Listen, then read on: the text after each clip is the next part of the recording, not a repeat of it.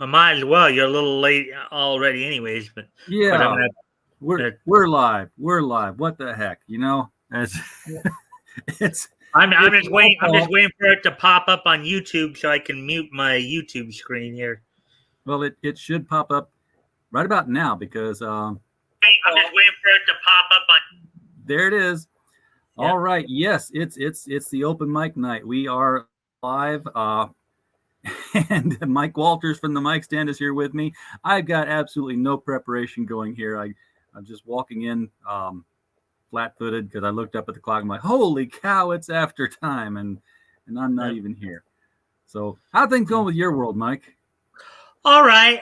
It did seem to be a bit of a slow week niche-wise. I mean, there were a couple of things, but other than that, and of course, Friday night, we went over. We finished up February 1938 with Centaur, looking at Centaur and David McKay publications. I talked a little bit about how Altem became Centaur, and then talked a little bit about the 10th issue, a feature book from David McKay, which that particular month they featured Popeye. Hello, everybody. Hey, James. Hey, James. Can you actually hear me? I heard you. I don't know if RJ heard you or not. I can hear you. I heard. No, I had to go to mic, so I'm actually using a mic tonight. So trying it for the first time. All right. And then of course, after well, for the most part, the David McKay stuff, there aren't any actual scans of any of the comics out there, so I could only do summary. But we had a little fun, looking at the title of that particular story and just trying, even though I couldn't actually read the story itself because I couldn't find it to read. Talked about because okay, so it was a Popeye story. The title of it was A Sock for Susan's Case, or for Susan's Sake. Okay. And so we talked a little bit about, well, if we were able to read it, what would likely be the story would be about. I had a couple of theories. Backgoat, I gave Backgoat the chance to kind of chime in first, and then I kind of went in there, and then of course we reviewed some of the other stuff from Centaur, including Star Comics number 10, Star Rangers number 10, Funny Pages Volume 2 number 6, and then we actually read some stories from Funny Picture Stories Volume 2 number 6. So that's pretty much what we did Friday night there. We'll basically be doing the rest. We'll be doing March of 38 throughout the rest of this month. Looking at the comics that went on sale from DC this Friday, then Centaur the following Friday on the 20th, and then the 27th we'll be looking at David McKay again and United Features. Now, when do you run into Timely? When do they come into the chronology? Timely, from my preliminary research, Timely came into existence in 1939. So it's going to be a little bit yet before you get to their stuff. Yeah, right. As I told you, at the end of 37, there were seven books that were publishing 16 monthly titles. Those 7 books, of course, were Eastern Color, DC, Dell, Centaur, which initially started out as Comics Magazine, then became Altem, and then eventually Centaur. David McKay Publications, United Feature Syndicate, and Quality. So those were your 7 comic book companies, and then there were 16 books. At the time, Centaur, known at the time as Altem Publications, was probably the most prolific of the companies. They were publishing 4 of those 16 books, and then DC, David McKay, and Dell were all publishing 3 each at a time. 3 regular monthly series. I'm not talking about one-offs or annuals or anything like that. I'm just regular monthly series. Yeah, what I'm but they only about. had to print 3 with the quantities they were selling of them. Well, it was still early on too, but 30 as I've looked ahead a little bit throughout the spring and even early summer of 38. I know there's of course one particular premiere that you're looking for when I get to that, but the spring of 38 in particular was pretty busy in terms of a number of companies adding more books to their stock. And then of course the other three companies were just publishing one book each. Let's see, Eastern Color, United Features, and Quality at the time. Of course, Quality just got started in September of 37. So I love the Quality Heroes, the original Uncle Sam, Plastic Man. Mm-hmm. Yep. Well, they had some good superheroes. They even had some good regular heroes too. The Blackhawks originally came from that company as well. Yeah. This is Lucy. Your little doggy there. Yeah, it's my roommate's dog. One thing I've learned about pugs is they're never quiet, even when they're not barking. There's always this little chortling sound in their chest. Yeah, because of the way the snout is, the way the breathing is. Yeah. She can't be quiet. Yeah. So what's going on in your world, James? Oh, lots of stuff that came out this week. So, first, I got to give a shout out to the wonderful Mr. Murray and his wonderful book, War Party. Oh, if you have not got this, go get it. It is probably one of the best comic books that Comicsgate's put out. You get 6 issues for $35. Yeah, it's in demand. So that means basically $4 a book. I mean, and it's fully colored, 22 pages each book. Outstanding story. It's basically Josie Wells meets Last of the Mohicans with Native American skinwalkers. And it is fantastic. Excellent. So that's the first thing. Second thing, brand new anime. Finally got it from Japan. All right. Macross Frontier. This, if anybody remembers Robotech, 4 years after Robotech, this is the new one. So they've been going for 40 years. Macross series has been going 40 years now. So just got that the other day too. So been fantastic. And I got news on the Steins. The Steins 2 is going to print really soon. It's already back at the publisher. All corrections are done. So we're looking for that probably this week or next week. We get an early release, and then I'll have them for the convention coming up in August. Very cool. I've been, I've been dipping my toe into that anime water. So I'm into the second. I guess it's the second season. It feels like the third season, but it says it's the second season of Sword Art Online. Yeah, I mean the first season's really good. The second season is a little bit darker and stuff, but if I was starting out, Cowboy Bebop, Outlaw Star, stuff like that, especially if you like Dungeons and Dragons or stuff like that, Record of Lotus Wars, the TV and the OVA. Yeah, I remember. I've seen both of those, the OVA and the TV. They're pretty good. Yeah. And then of course the great Akira movie and Ghost in the Shell. I've seen those two great. And there's one, the movie of this, not this, but the original series of this, the Macross series that came out back in the 80s. There's a movie called Macross Do You Remember Love? That is fantastic. It's almost on the same scale as Akira. Okay. It is really good. Well, I'm at the point now where they're ending Gun World. See, for me, the Sword Art Online is like SAO was season 1, Elfland was or whatever Elfheim was season 2. They considered both of those together as series 1.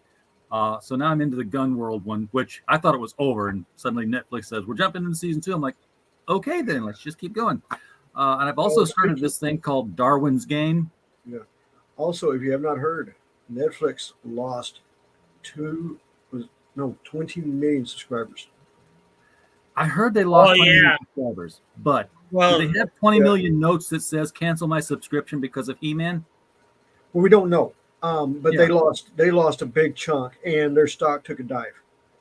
But I do know they Kevin Smith was told to shut up on social media, and that and that also they have pulled, Netflix has pulled off their front of their website, or when you go to the website, they pulled the He-Man off of it. Oh, really? Yeah, it fell out of the top 10 viewing pretty quickly. The He-Man Yeah, Revelation. it's not there anymore. I gotta look now. Unless they put it back up, they were saying it was it was gone. Well, yeah, and considering that Kevin Smith was trying to brag about like what they were planning for season 2 and how they were going to try to focus it on Evil Lynn more and all that. Yeah, It's still there. Okay. They were saying it was gone, but Ooh, there's another documentary up here though that looks really good. It's got a nice picture of She-Ra on there called Power of Grayskull: The Definitive History of He-Man and the Masters of the Universe. that was done years ago. Yeah, but it's interesting that it's like showing up in my search before He-Man Revelations. It's like, hey, look, we support what went on before. Well, probably because I think particularly those of us who grew up in the 80s and watched Filmation's version of He-Man and She-Ra, that is always... Now, Grant, I do know about the one from 2002, James. I do know. I wasn't even going to bring that up. But I was going to bring up, if nobody knows this, they're working on a live-action Flash Gordon. Oh, yeah. Can't wait. Yeah, so we may see that. And I forget who's doing it, but he's a real stickler to authentic.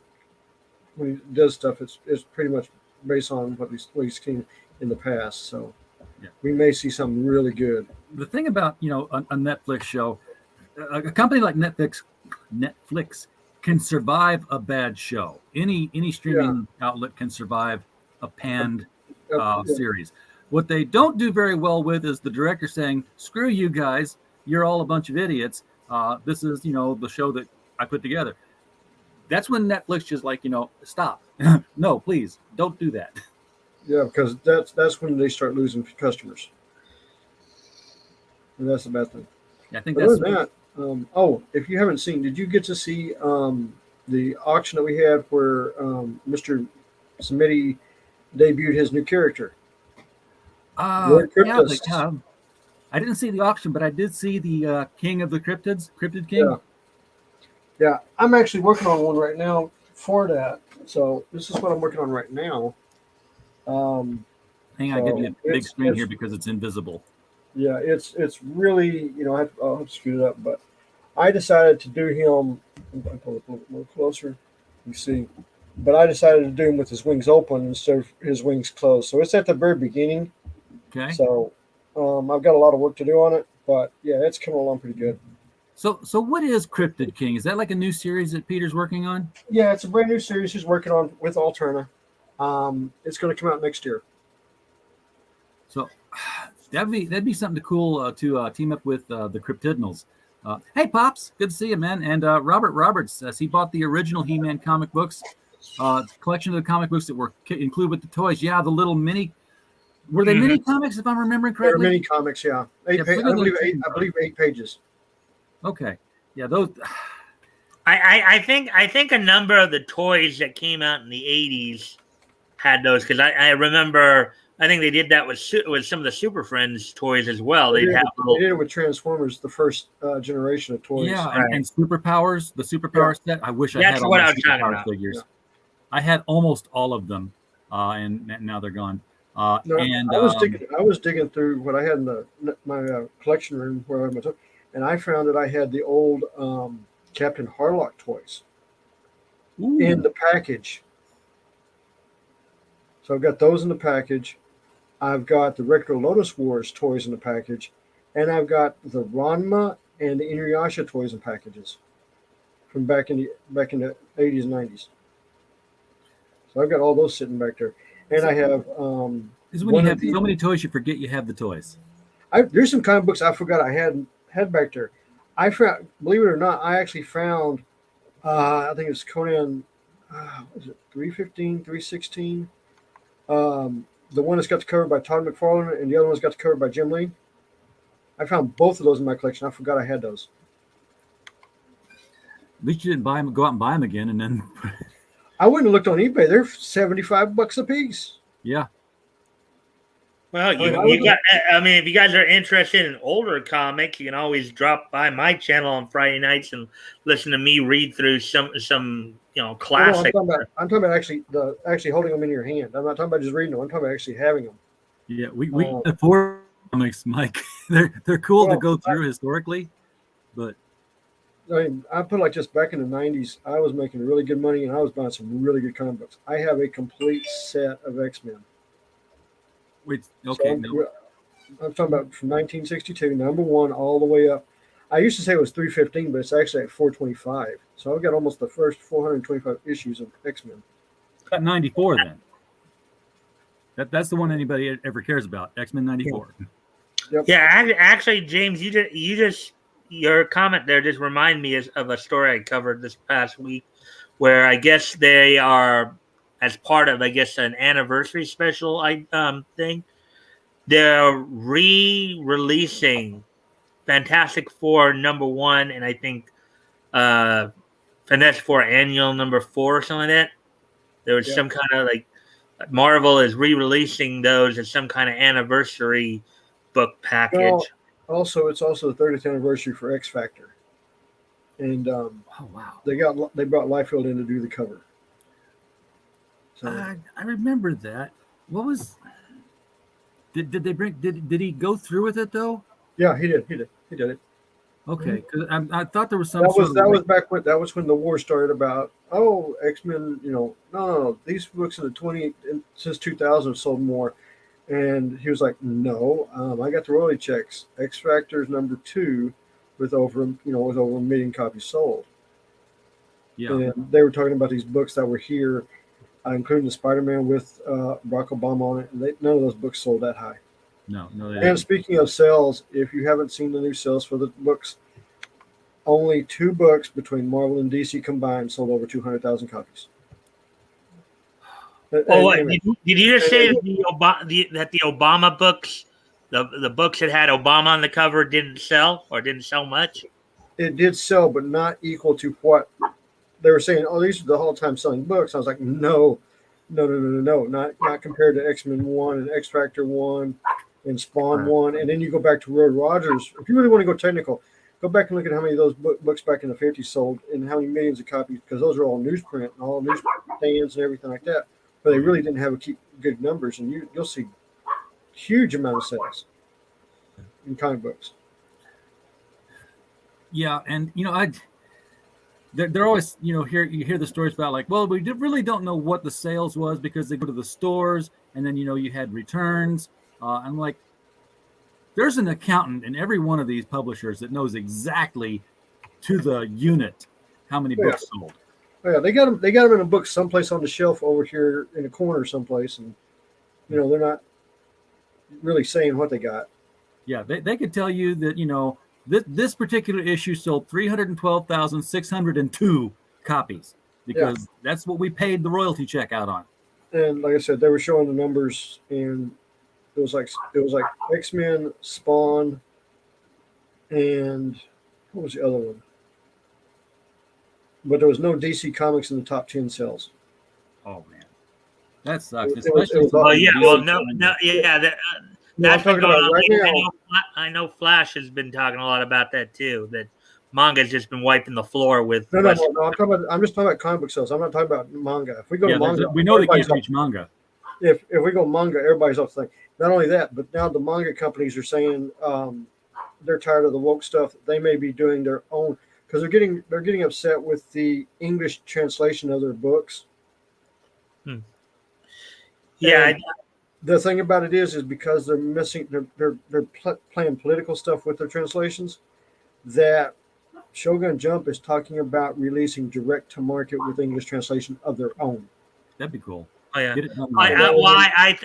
think Katakawa may have been talking about that as well. After that fool opened his mouth about trying to kiss up to the West. European, yeah, they don't need to. That's the problem. Nobody wants. The thing about it is you have two factions in the comic book business right now. You have Hollywood, and then you have the people that actually buy the comic books. And with the Western comic books right now, they're looking more toward Hollywood than they are to the actual readers. Well, yeah, I And mean, if you got the top two books don't even crack 200,000, which, yeah, which was your point, uh, the readers almost aren't there anymore for them to even worry yeah, about. that's the whole thing. And three of the top books were Spawn. Yeah. Robert, you are correct. They did sell in the millions of copies in the 40s for any single issue. They were never 3 cents a piece, though. There was nickel comics, but pretty much Yeah, for it the was most part, basically they're all Yeah. nickel. started at $1. Okay, so yeah, that was Fawcett Comics did publish a for at least the first 8 issues of that particular issue, nickel comics, which were like a nickel. But basically, back in the golden age, throughout the entire golden age, and maybe even early into the early part of the silver age, comics were 10 cents. Yep. All in color for a dime. That was the slogan. In fact, one of the funny things, that Batgo and I talk a lot about, when we come upon some of the like promotions they did back then, and send us comic book ideas, and we'll send you $1. And I was just commenting the other night when we saw one of those ads. I was thinking, yeah, $1 would get you like 10 comic books at that point. That was, Well, $1 back then would get you into the movie theater with popcorn and everything in the kitchen sink, and then you would have change to spend once you got out. Mm-hmm. Yeah, but for a comic character that then they would go out and make buku bucks on, because they were pulling in a lot of dimes. I mean, let's say the book only sold 1 million copies. That is $100,000. Yeah, that's $100,000 in the 1940s. That's equal to like $2 million today. And the thing about it is too, because how today a lot of these comic pros talk a lot about like diversity and inclusivity and all that quote unquote good stuff. Well, I think comics back, despite some of the other social failings that some people that of course Bacco and I have run into a little bit, certain characterizations. Comics back in the 30s, back in the golden age, were, I would say, a lot more diverse. Maybe not racially diverse, but diverse in terms of story style. Because basically, as I told you, there were 7 companies that published 16 books. Okay, yeah. And the majority of those, almost all those books, were anthologies. They initially started out with just doing reprints. I think DC might have been the first company to actually have published a book that was just all new material. But of course, as Nicholson Publishing.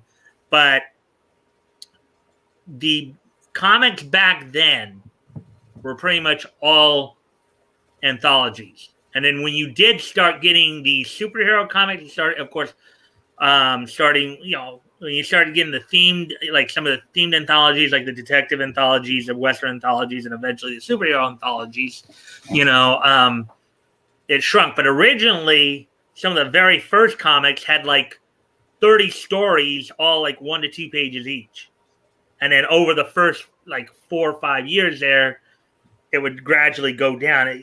Right now, at least some of the bigger anthologies, like where I'm at now in early 38 here, some of the bigger anthologies like New Adventure Comics and More Fun in DC, among others, and like Starcom, they're getting down to where the number of stories in the books are like in the mid-teens, in that. That's still a lot of stories in the book. 12 to 15 features. If you want something modern to compare what he's talking about with the anthologies, look at Shogun Jump. Shonen Jump, yeah, that's exactly what I was saying. If you look at Shonen Jump, they run 8 to 10 stories in their book that they put out every week. Mm-hmm. It is basically just like the 30s anthologies, because you can get Bleach and Bubblegum Crisis, and I'm just using titles, but I'm saying you get all those, Naruto and all that stuff in one book. Mm-hmm. When you get it on the stand in Japan. Whereas now here in the West, even the book. Go Well, ahead. here in the West, you're getting the volumes, which is the actual big books, and that's what you're getting, and stuff like that. So, but yeah, I mean, back in the day. But the thing that's going on now that I'm watching now you have the woke authors attacking, because I saw one today attack self-publishing authors, saying that they were, what was he? I can't remember the exact words, but he was lashing out at them, saying that you're taking money off my table because you don't have because you're not a professional publisher. And then I'm sitting there like, okay, let me go look at your book over at Amazon, and everybody's writing came in on his books, giving like 1 or 2 stars, saying this should have been proofread. This should have been.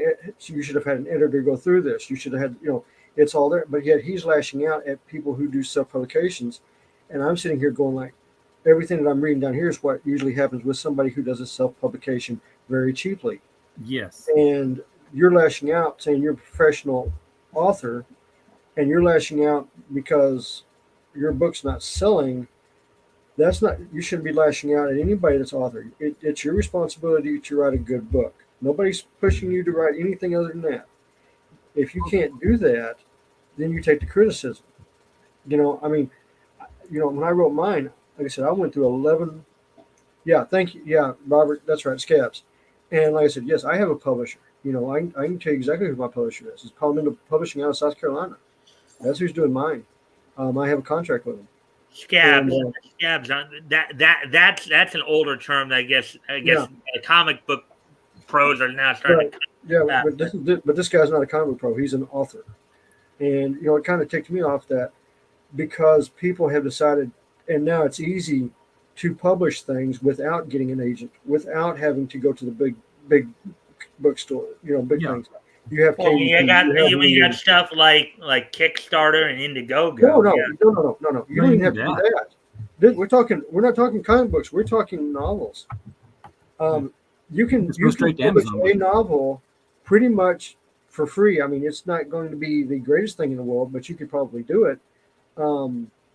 KDP, which I'm not a big fan of KDP, but if you want to try to do something with very minimal amount of money, and you have an editor that'll do it for free, and you have a cover artist that'll do it for free, you can put out a book for free.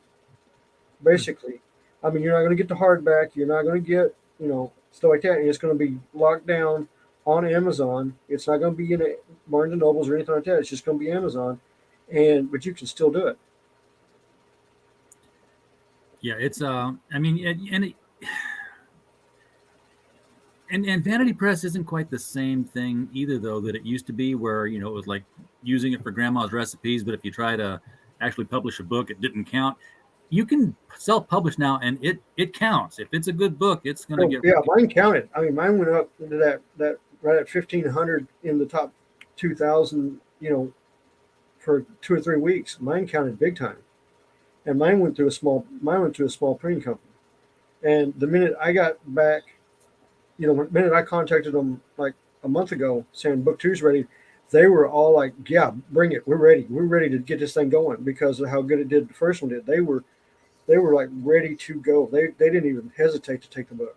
Well, now that we've got the convention circuit is opening back up again, Stephen Mitchell, who did Bulletproof, which Critical Blast Publishing put out in hardcover, softcover, and ebook, we just sent him a bunch of authors copies, because we provide all our authors, even contributors to anthologies, copies of the book at cost. So if you're going to go somewhere, we'll let us know how many you want, and we'll tell you how much it is. You send us the money, we zip it right back to the printer. That's how I do it on my website.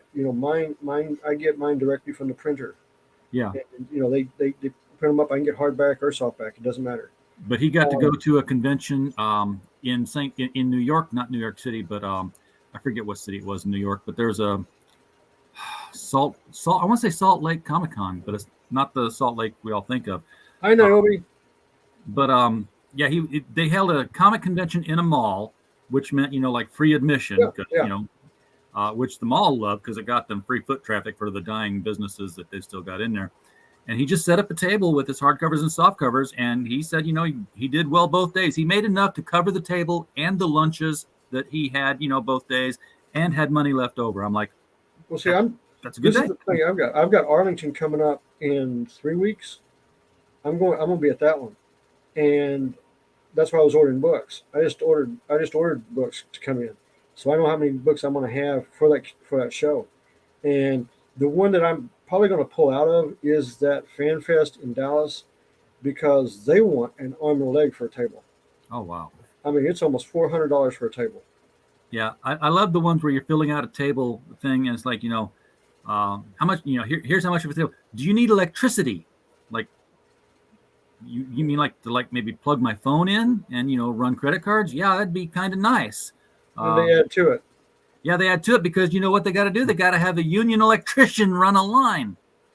I was like, yeah, no, The only thing I'm going to do as a show is I take cash and you can pay me through PayPal. Yeah. So if you're there and you got your phone, you can pull up PayPal, pay me through PayPal. You can pay it that way. I have no problem. I've got a Square and I've got a solar battery, and I just plug my phone into the solar battery, and it just kind of takes it in through the skylight, and I just keep going all day long. And see, my website's fixing to have PayPal, but I got to do it where it's in a message on how to do it, and not try to hook it up on the store because Winx is really weird about PayPal. Oh, everybody's getting weird about PayPal lately. Yeah, so I'm finding it difficult that Indiegogo and Kickstarter don't take PayPal. They've never taken it. I know. I won't say who it was because I don't have his permission telling me, but he was trying to back a book, and it was overseas, and Indiegogo kept rejecting his card. And there was money on the card. And he called Indiegogo, and Indiegogo said it was the bank. The bank said it was Indiegogo. I said, I'm sure it was the bank because I've seen this happen before when I try to buy something overseas with my bank card. Well, yeah, you've got to call the bank and let them know what you're doing. And this is what I learned from that. So if anybody's excited, if you go overseas, that means you're trying, like when I fly to Japan, 2 weeks before I fly to Japan, I call all my credit card companies. I say, I am going to Japan. I will be at this hotel, this city for 2 weeks. So if you see my credit cards light something up in, say, Tokyo, yes, that's me. I'm going to be there. I'm not going to be able to call you because my phone doesn't work over there. Yep. But I'm telling you in advance. And they put a note down on my credit card saying, for these 2 weeks, he will be in Japan. So any charges coming in, we approve. Hey, Larry. I approve of this message. Absolutely. Hey, Larry. Well, I told him that he needs to get a PayPal debit card, which he put in for, because PayPal is like the workaround for everything that doesn't take PayPal. You just use the card. It's a MasterCard. They don't care if it's overseas or not overseas. I pay for everything with it. Look, it'd be fantastic if, Kickstarter and Indiegogo would accept PayPal. We would have double the backers, We just would. I mean, look, the reason why half people don't back these projects is because they simply just don't have a credit card. You know what I mean? Like, yeah, I know you're right. You're absolutely right. That was like when I put on Facebook that I was going to this convention. I got slammed by messages. Oh, you gonna have books there? Are you gonna have books there? I was like, well, yeah. Okay. That's why I'm going. Then I'll be there. Because I can tell you exactly what happened. They went to Barnes & Nobles to buy my book, and Barnes & Nobles goes, we got a back order for 3 weeks. That's what Barnes & Noble said. I was like, really? And then Barnes & Noble said, we can't get hardbacks. I was like, okay. And they go, will you have hardbacks? I was like, yeah, I'll have hardbacks. So, I've got the hardbacks now. So I've got them in stock. So. So next Sunday you're going to be streaming from the convention, right? No, it's 3 weeks from now, and it's only on Saturday. So I may do something on YouTube, if I can figure out how to use my phone on YouTube, but we'll see. But yeah, it's going to be a 1 day deal, but it's already sold out. I mean, they've got a lot of guests coming. They got all the vendors have bought into it. So I mean, the whole building's sold out. So it's going to be. Looks pretty good. Larry, how many days till Exciting Comics 17? Oh, it doesn't come out till October. Yeah, but you're counting the days now, aren't you? Yeah, count months, not days. I would be.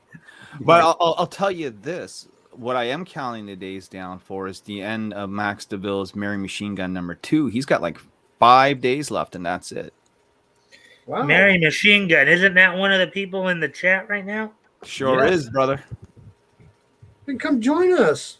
The link's up in the chat. We're I know. I thought if I good. showed up, maybe that would kick him in gear to also make an appearance, and then he can shill his own book. Yeah. I mean, I show mine all the time. I don't mind. I'll grab one. No. Well, we have Mary Machine Gun. We have Doris Jones, Robert Roberts. I Why know can't I eight. find I Mary know. Machine Gun 2 on Indiegogo? It's on Kickstarter. Well, that would be why. But Yeah, that whole Kickstarter Indiegogo debate. There you go. Oh, let's not. I watched that John Malin stream, and I was like, I was getting angrier the longer. Well, and then Vicky and Dean did one, and then I went ahead and did one after that. The only thing I'm going to say between the two platforms is if your book sells really good on one and doesn't sell on the other one, stay on the one where it sells the best. You know what I would add to that, though? If your book sells really well on one and it sells at all on the other, continue to sell on both. Well, yeah, but I mean, focus on the one that sells really good, Yeah. I mean, because you really can't, I mean, how can I put this? You got, they talk about diversity, and in comic books, there is no such thing as diversity. I mean, there's not. If you look at it now, they keep pushing diversity, but they exclude, a group. They do. They don't like conservatives. They don't like Christian. And I'm going to say it right now, they don't like Christian conservatives. They don't. You can see it in Hollywood. You can see it in Disney. You can see what they're doing with Marvel and DC.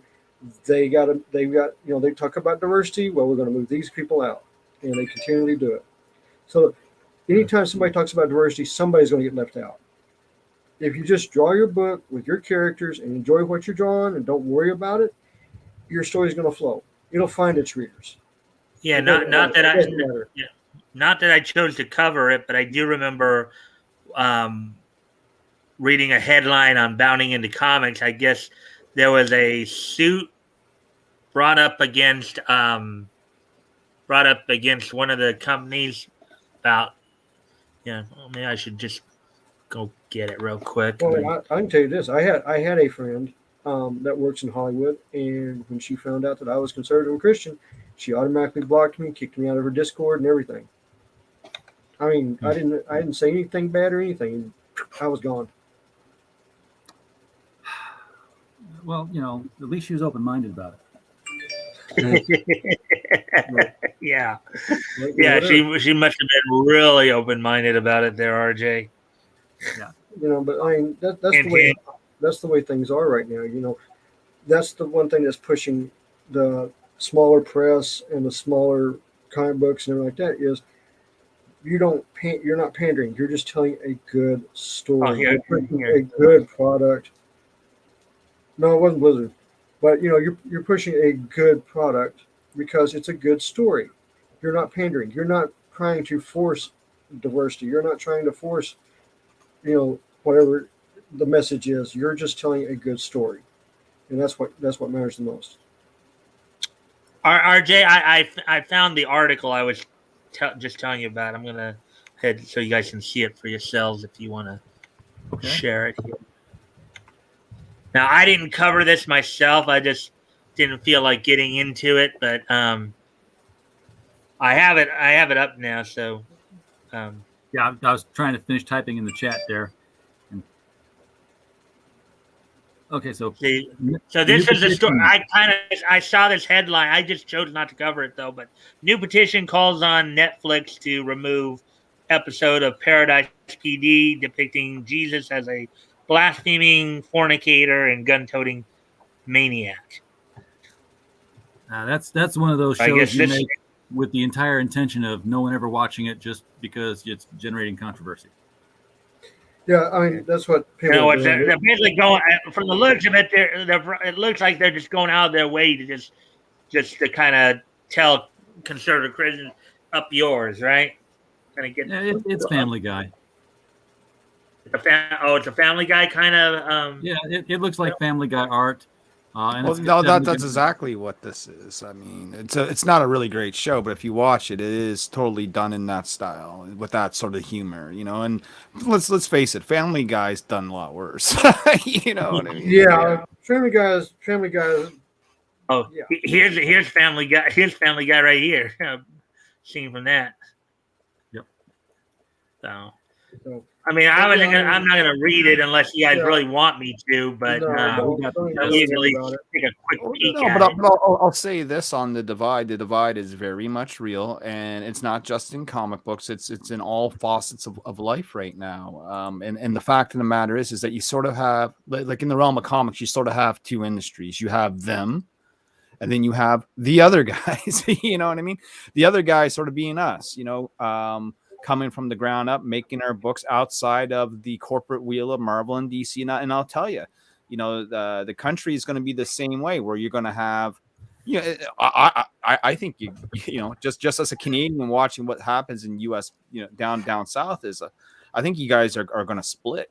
I think the divide is that strong that there's just going to be a split. Red states are going to be red states. Blue states are going to be blue states. You're going to have two different countries with two different industries and two different.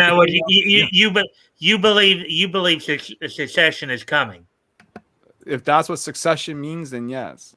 Yeah, succession is the idea of. All right, so I'll go ahead and get rid of that. I mean, I kind of believe that we're coming to a possible civil war as well, just because of all this device. Well, I don't necessarily mean there's not going to be a civil war, but I mean there's going to be there's going to be a breakup. You know what I mean? There'll be a border drawn somewhere somehow. If it can't be two countries, it'll be three. If they can't get a contiguous border where everybody's and happy. I don't mean it's going to be overnight. This could be 10, 20 years down the road. But I think all the building blocks are set up for that to happen. Yeah. And I think that's going to affect people like us. Who say for myself, who's been canceled once or twice. I got to do it on my own. There's no way that a Marvel or a DC or even at this point even an Image would look at me. And that goes not just but you talked about Hollywood, right? Same thing in Hollywood. You know what I mean? You look at someone brought up Blizzard. I'm a big fan of Blizzard games, but yeah, they're taking it hard right now. They're taking it hard right from the backside. And it's going to get to a point where either it's got to stop or it's going to get so out of control that people are just going to walk away. Like here's the thing. When you have no more targets left, who do you target? You're going to end up targeting. You're target inward, right? You're going to start targeting each other. They already have. Actually, that's something that Yellow Flash has talked. I know Yellow Flash and Tug had talked about that too, where a lot of these SJWs now that the people they're going after are either kind of falling by the wayside or just not paying attention to them. Now they're starting to go after each other. Trying to eat themselves, as they keep saying. Well, let them. We saw this happen early this week with Frank Gogol. He's a mediocre comics writer. By mediocre, I mean he's like not. Yeah, I think I read. No. I heard he was a big deal. Well, yeah, somebody told me at a bar that he was a big deal in comics too. Yeah, he's a big guy, man. Very influential, lots of power, So I've heard of him. Never. So he finally does land like a plum gig on Power Rangers, and you can almost you can see it play out in your mind. It's like Frank Gogol on Power Rangers, and it's like one of the old movies where the headline spins out. And then the radio broadcast go beep beep beep beep beep beep beep, and there's a guy with a telegram tick tick tick tick tick tick tick tick tick tick, and somebody gets Frank Gogol. Hey, isn't he that guy you met at a bar one time? Yeah, didn't he say something to you? I think so. What was it, girl? It don't matter. He said something to you, and then it's just all the way back up. Said, but he said something to a girl at a bar one time, and she was angry about it. Look, it's gonna come. It's the cleansing or the purge, what I call it. Look. If you're a white cis straight male and you're still in the mainstream of comic books, you're a fucking target.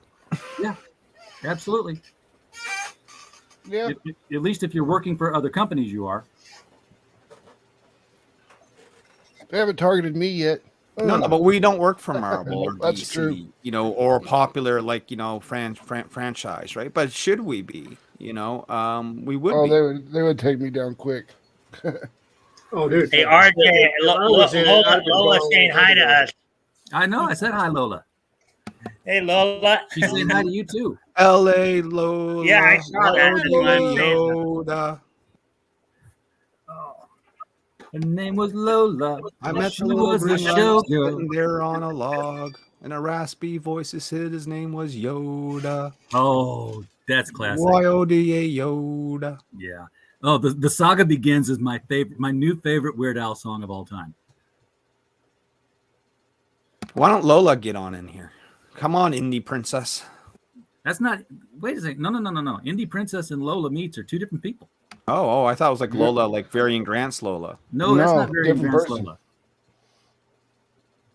That's a different Lola. She was on More than one Lola? But she was on the Ladies' Night with Pops Van Zant at CromCon 16 last Sunday night when Critical Blast was hosting that last hour of absolute madness. So how'd that go? Like absolute madness. No, we had good crowd, and I just kind of said, "Here they are, let them talk," and then I sat back. That's the best kind of show. Yeah, it's like the best hosting job you ever done, you know? Like, Yeah, all I had to do was shut up, which I try to do most of the time when I'm doing interviews. I just let people on. Like, we had, I don't know if y'all saw it as I plug. Last Saturday night, we had Howard Chaykin on. I throw a question out, and then I shut up. I let him talk. One thing real quick. I don't know if everybody has heard about this or not, but wrestling news, beautiful Bobby Eaton, who used to be part of the Midnight Express with Jim Cornette, passed away Wednesday. Yeah, I did a story on that the other day as well. Jim Cornette did on his YouTube channel. He tried. It was tough to listen to do a show about him and stuff like that. It was 2 hours, and I couldn't listen to the whole thing because you could tell he was just totally destroyed. So yeah, I mean, I think he was like 61, but I didn't know he had been in bad health. He had heart problems and pacemaker and diabetes and stuff like that, and he had just lost his wife like last year to breast cancer. No, it was more like 6 weeks before. She passed away on the 20th. I believe it was May or maybe in June 26th, and then he passed away like the other day. So that happens a lot. Yeah, it does. But yeah, heartfelt goes out to him and his family. I know they had a GoFund. They had a GoFund up for him, and it was like everybody in the kitchen sink got in there and put money in, and it was like, okay, we got to take this down. We just got way too much money. So they stopped it. I mean, 24 hours, I think they had like almost $30,000. Yeah. To cover his funeral expenses and everything. So anybody that gave money, they're probably going to say thank you and like that. But if you're wondering why it was taken down, that was the reason why. They were just trying to get money to cover the funeral expenses, and that was it. It's a shame that this is the other intersection. We talked a couple of weeks ago about the intersection between comic books and wrestling, and how they always seem to overlap. This other overlap is that you've had these legendary wrestlers that are just like legendary comic creators. They made all this stuff that we love. They should have made tons of money, and here in their later years, when they die, they've gotten nothing. Well, that's partly due to the nature of the business back in the 70s. Not only that, there's it depends on how they manage their money. Yeah. That's the other thing. I can bring up the nature of cocaine. Well, hell of a drug. I mean, I'll tell you a successful wrestling story, and because what he went through with his family and everything was just devastating back in the 80s, and that's Kevin Von Erich. Yeah. Kevin, who is still alive, yes, he is still alive. His 2 sons are wrestling, but he managed his money, invested his money there like that, and now he owns like a third of the big island of Oahu, and he lives out there with his family. So he's away from everybody. I mean, he's got this beautiful tropic ranch and everything like that, and he just sits out there and enjoys his family. So that's one of the successful. But a lot of the wrestlers didn't manage their money. Their marriages didn't go very well. And Maggie Post passed away. Yeah, that was sad because I love that show. I didn't realize how old she was. She was 70 years 71, old. Something like that. Yeah. So that means she was young when we were young. She got old when we got old. I didn't hear that she had passed away. I did see some stuff pop up on YouTube, like headline, but I didn't know she passed away. Yeah, she passed away. Yeah, she passed away. But yeah, I mean, Electra Woman. Well, the thing about it is when we look at everybody back then, and like we're 15, 16, 17-year-olds, and you're looking at the Playboys and stuff that we looked at back then. Now those ladies are late 50s, early 60s. You don't realize the age because we don't realize how old we got. I had turned 50 back Monday, and I remember when my dad was 50, and I'm looking at how he was compared to me, and my dad looked a whole lot older and was a whole lot worse shape than I am, but he had everything that he had gone through, so it just looked different compared to what it is now. It's supposed to be, we get older and our heroes stay the same age. Don't work that way. No. You see them and they're like suddenly older too. Like I did interview 3 weeks ago with Valerie Perine's agent because he's trying to drum up awareness. She's Valerie Perine, for those who don't know. She was Miss Tessmacher in the Superman films, and she had done Slaughterhouse 5 and some movies before. Oh yeah, I think I popped in there for a few minutes as well on that. Just looked in on. So there's a short film out called Valerie, which is basically whatever happened to Valerie Perine, and she's aged quite a bit, but a lot of that's due to the Parkinson's and early onset tremors. Well, she's what? She's 80. Yeah. But you also have Gene Hackman. They released a picture of him. He's 90. And then I think Alan Oppenheimer's still alive too, and I think he's in his like late 80s or early 90s. And then you got Clint Eastwood, who's 92. Get off my lawn. And then you got Chuck Norris, who's 80. Funny story. We got one of these Christmas DVDs where it's like a collection of like 55 great classic Christmas television shows, and it goes all the way back. So one of my favorite character actors is Burt Mustin. And if you see him, you've seen him before. He was a very old man on All in the Family. He was a very old man on a lot of the 60s and 70s shows. And I was like, and I saw him later on in life, and he was like still a very old man. He didn't get younger, obviously, but he was just he came out of the egg that way. It seemed like.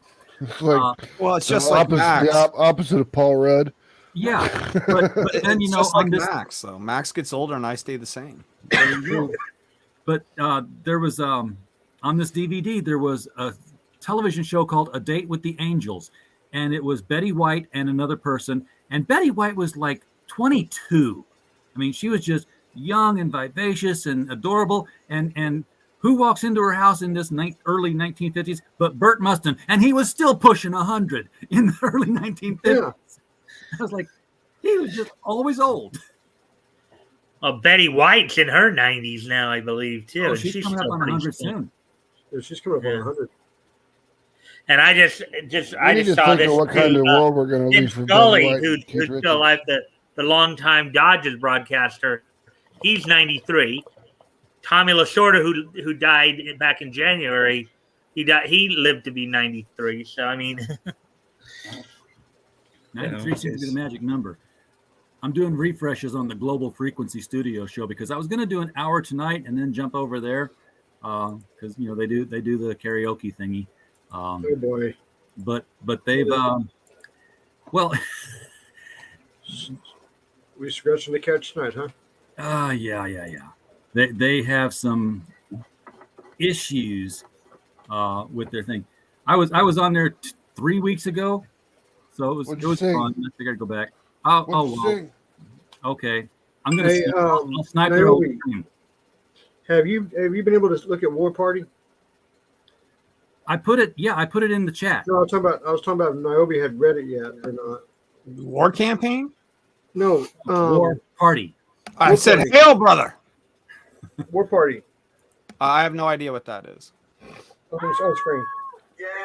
Yeah, no, I can see it, but I have no idea what that is. It is fantastic. He did a 6-issue miniseries, and he put them all on Indiegogo for $35. So you get all 6 issues. So it's probably one of the best comic books I've read in a long time. It is fantastic. So highly recommend it. Go check it out. Since you asked, Larry. I asked? Here it is. That's fantastic. Because he's going to do it with the puppet. Oh, my God. Here we go.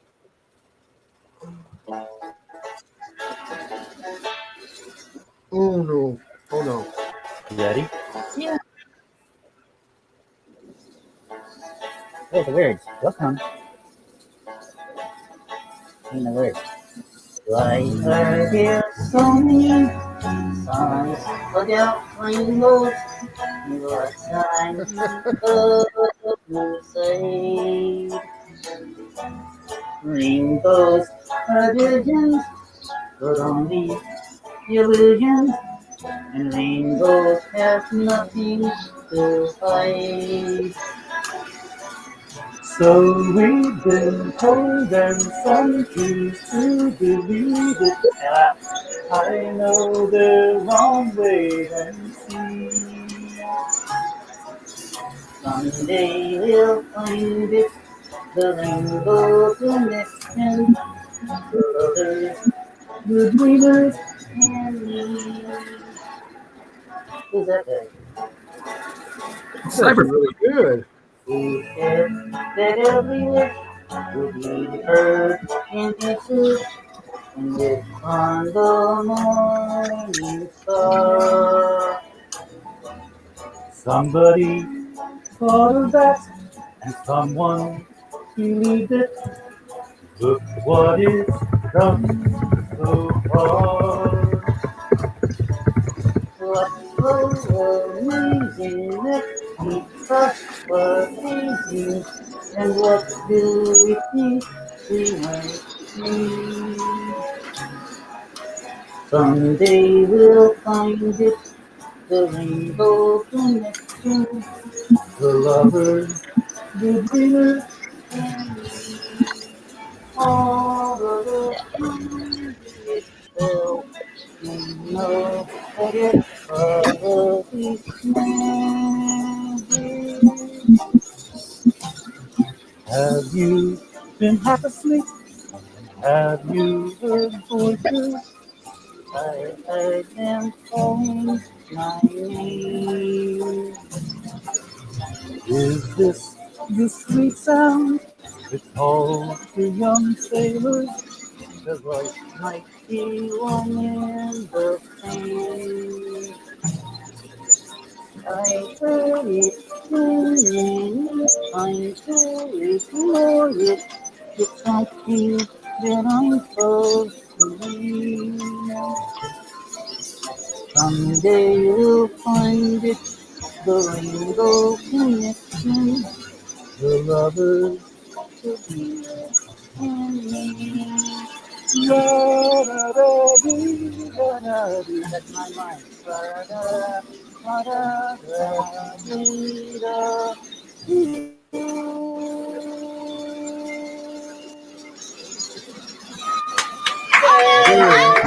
Very nice. Very nice. Yeah, I'll tell you, it's hard to listen to that song for me because that was one of my dad's sort of like favorite songs, and then he died back in 2014, and that was played at his funeral and all that. You just took me down a trip, dude. Like, and of course, everyone's on mute. I'm not on mute. I am. I'm not. on mute. I can listen. I can listen on mute. I I didn't know you were a ventriloquist. That's pretty cool. You did a really good job on that. I had a ventriloquist dummy when I was in 8th grade and into 9th grade. It was one of these ones with like a pole down the back of it that would twist the head back and forth and a trigger. I want to put one of those again. Those things are expensive. I wish I'd. You gotta say that's like high end. Yeah, it was high end, but I taught myself how to do it then, and I hadn't done it for a while, so it was a little out of practice. But Marmalade's going to make a return. I'm toying with the idea, and by toying with it means watch for it because it's going to happen.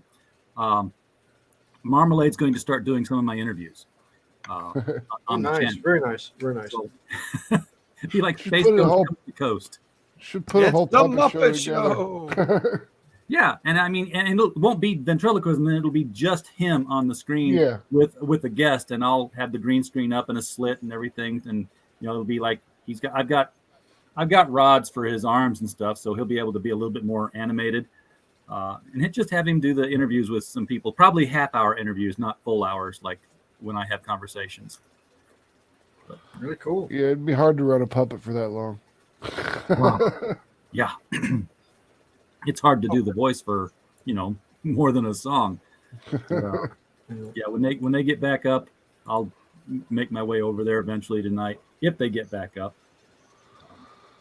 Yeah, I used to be a escape artist, so I've done a lot of stuff with ventriloquists before. Oh, yeah? Yep. What did you escape from, Max? No. I mean, what did you do? Like straight jacket escape. I did the mail can, the mail can escape. I did the mail bag escape. And you ever do the water tank? No, that always scared me too much. Killed Houdini. Yep, exactly. Well, the ruptured spleen. Yeah, whatever got ruptured. He took a punch. Yep. Because he always, challenged people to punch him as hard as he could in the gut because he had built abs and he got too old and the guys got too young and somebody did it. Well, someone sucker punched him. He wasn't ready for the punch. Oh. The guy just hit him. And he still took the shot, but it ruptured his spleen or whatever, so that killed him. Sad thing about that is his wife's not buried with him. Yep. Yeah, the wife's family refused to bury her with her husband, even though she had it in the will. Oh, wow. Yeah, it's a sad story, what happened with her. Who are you guys talking about? Houdini's wife. Bess Houdini. Oh. Yeah. Or Bess Weiss. Bess Weiss. Weiss. Edelweiss. No. But I can get out of the straitjacket quicker than Houdini did. But he made it a whole big production. That was the thing about Houdini was, he could do his tricks, but he did it as a showman. And that's what got everybody so intense. Well, he did most of the stuff behind a curtain. True. And I'm talking about like when he got, he was. So he was genius at being.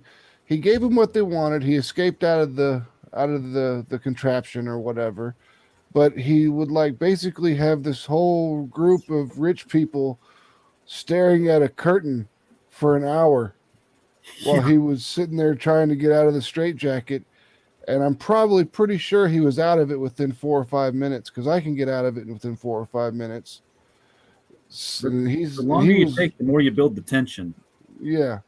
So he just took his time and made these people pay a ton of money to wash a curtain.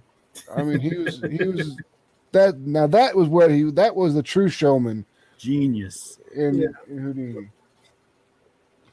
One of the things I've been doing as I've been reading, those classic comics on, Friday nights as a way to try to make things a little bit more real for people when they're listening, is I'll do different voices and stuff like that. I just won't do just a simple dry read. I'll try to do different character voices and different inflections to try to reflect the difference, the differences in characters and stuff like that. And that's been pretty fun to try to do. And Batgo tells I'm doing a pretty good job with it. So that's why I can't do a lot of books on tape, though, because who was the guy who did the Harry Potter book?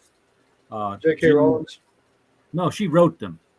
But I don't remember who read it. Somebody was the reader on them, and he did all of them. But he would try to do voices, and it just took me right out of the book because he would do the women voices and the men voices. I'm like, no, dude, no. Yeah. I'm much more for a radio drama. I got the message, Larry. All right, yeah. Peace out, gentlemen. We'll talk soon. All right, peace. Exciting Comics 17 in October. Get it. Yeah. AEG 211490. We just fucked them all up, Max.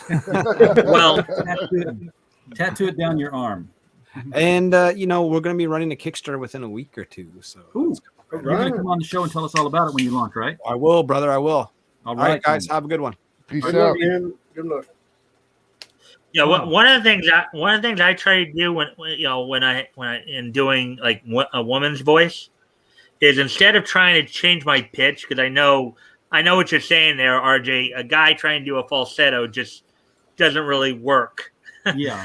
But what I learned as I'm reading the comics, and when I am trying to voice a woman in there, because granted, even though most women are alto or soprano, there are some that are tenor as well. And sometimes instead of changing your pitch or your tone, sometimes it's simply changing the inflection, or even like let me see if I can give you an example here. Here we go. Mike's gonna woman out on it there.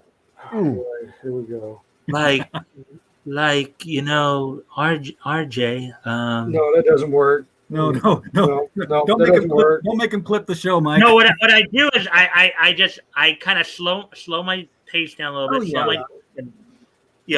I don't try to go up. I just simply try to speak a little quieter. Yeah, you drop the tension around your voice box, and then you use a little bit more breath control, and then can get the female inflection kind of thing going. When I'm usually reading a book or something and it's a girl's voice, I just usually think either my grandmother's or my mom. That does it. That just. And if you ever listen to my mom ever talk, you got to understand why. My mother had a voice of a Southern angel. She really did. Now I will say this. I mean, since I'm the only one reading, a lot of times I have to try to, but as I said, I try to make it more real for people, because as I've explained to you before, RJ, one of my goals in doing that historical comic retrospect is to try to bring it to life for people who are listening, to try to, to provide a sense of escape there by, trying to do it whatever I can to like take them back to that time and, that period and stuff like that. I mean, I've explained this to you one-on-one before, maybe not the other guys here, but like, so what I do a lot of times on Friday night, that historical comic retrospect, yes, I will read some features, as samples, but we do a number of things when we're doing that too. We're doing comparative social commentary, word usage analysis, language analysis. Sometimes we'll play, kind of the comprehension game. In other words, the idea of, okay, what do you think is going to happen next in this story as we're reading it? We do, and then Batgoat will chime in on a few things. He utilizes like the inflation calculator, when we're dealing with numbers and stuff like that. But we do a number of different things, just because again, it's a historical record. That's part of the reason why I'm doing it the way I'm doing it. You oftentimes, I know you're getting kind of a chuckle every time you talk about this with other people. Yeah, when you ask people, okay, where can I get started in comics, and you talk about like Dark Knight Returns or what have you, and then you go, well, what Mike does though is he goes all the way back to the beginning and reads everything. Because I'm trying to, in essence, however you want to say it, build, rebuild. I want to watch the world form as it's forming. I don't know if the typical explanation makes sense to you guys, but you're doing comic book archaeology. Yeah, you're doing an anthology of historical records. That's how you teach history and everything. You always start from earliest and move through. Some of those old Superman cartoons are public domain. You could put them up and do a. Yeah, the Fleischer cartoons are. Yeah, those are public domain. Yeah, the Fleischers are. Speaking of, break them down. I'm working a sort of a cross podcast deal with Denali and George Peter Gatsis. And it started last Friday on George's show. We are running the Captain Marvel serials live with commentary. Oh yeah, I think I saw. Are we talking the 1940s or are we talking the 1970s? We're talking 1940s. The 1970s wouldn't be in public domain. Okay, just started to ask. Yeah, they ran Chapter 1 last Friday at 11 p.m. Eastern. I will be running Chapter 2 this coming Friday at 11 p.m. Eastern. Friday the 13th, and we're the 40 serial based on Fawcett Comics. What I told George, I said, you have to, a movie he had to check out was the 1916 Intolerance because of the set designs they built for that movie. And I told him, I said, everything you see on these set designs is real. There's no CGI. There's nothing. Well, they didn't have it. I mean, if you pull it up, it is breathtakingly unbelievable. Well, they still had matte paintings, even when they made. No, this isn't matte paintings. This has got the people walking and everything. No. I can pull up a 2-minute clip real quick and show you. What was it? It wasn't Buster Keaton, was it? That was riding the front of that locomotive and putting. That is Buster Keaton. Yeah, that's Buster Keaton. He's putting railroad ties down in front of the train. Yeah. Now, here's the thing about Buster Keaton, and because I saw his biography and he was talking about this. Every stunt they did was only done once. If it worked, they kept it. If it didn't work, they didn't try a second time. Well, and that's the way he ran his thing. And the only thing they had was the beginning of the show and how it was going to end. They had nothing in the middle. It was all improv. Oh wow, we know where we're going. Let's get there, boys. That's what he said. We got a starting point and an ending point. And then Harold Lloyd was literally hanging from that clock. But do you want to know the truth about that clock? Yes. Okay. It was only a foot off the ground. No, that's not. That's close, but not true. What they did, what you see in the background is real. Okay. Yes, they are up that high. They really are up that high. They're up, I want to say, 10 stories, 11 stories. It was up. But what they did was they were on a flat roof and they built the set on top of the roof. That was only 2 stories. So there's a spot underneath it to catch him just in case he fell. But he was only up 2 stories. So when the actual clock came down, he's only about 8 feet off the roof. Okay. But if he falls, he's going to land on the roof, not fall off the building. So the clock was 10 feet up, or 10 stories up. 10 stories up, but it was back on a roof. Yeah, it was like an 8-story building, then come in and then go up 2 stories with a clock. Yeah, correct. It's only a facing. There's nothing behind it. It's not. It's a prop. Okay, so for a little bit of forced perspective and away we go. Correct. Yeah, I know. Max had mentioned the Superman serials there. Speaking of Superman, yes. And Grant, I'm not going to give the specific date as of yet, but in mid-September, I will be covering Action Comics #1 in mid-September. I won't give the specific date until we get closer to it, but just to give you guys a heads up. I kind of mentioned that to you before, RJ. Right now we're in March of 38. Of course, Action Comics #1 went on sale May 3rd of 1938, or cover date June. So we're getting there. So basically by October 1st, we'll be through May of 38. I've been previewing, what to do after that, throughout October and November, as we move forward and stuff. So just giving you guys Superman. Speaking of Superman, if you go and you check out the Kickstarter for Mary Machine Gun, our variant cover B is by Ed Benez, superstar DC artist. Artist, yes. Who did Superman? He did Superman and Supergirl. Ed. And what I found funny was that it looked like he lived next door to the Bennis family. I got the whole Bennis. I know a lot of people may not know this. You guys probably do, because I've been talking about it quite a bit the last couple months here since I've been on here. But even before Superman made his debut, Jerry Siegel and Joe Shuster were quite a prolific team, because even before Superman debuted, they were publishing 5 features across 3 books.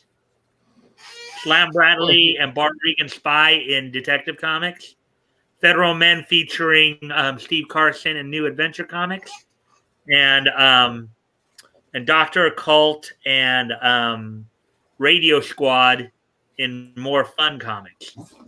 You're 100% funded. Congratulations. Thank you. In fact, you are at. Well, it doesn't tell you're well over goal. Oh yeah. No, I mean, but still, congratulations. I mean, anytime a book Well, gets funded, congratulations on working so hard on it. Have you seen the covers here that he's talking about, James? I have not seen the covers yet. Let me. That's just a print.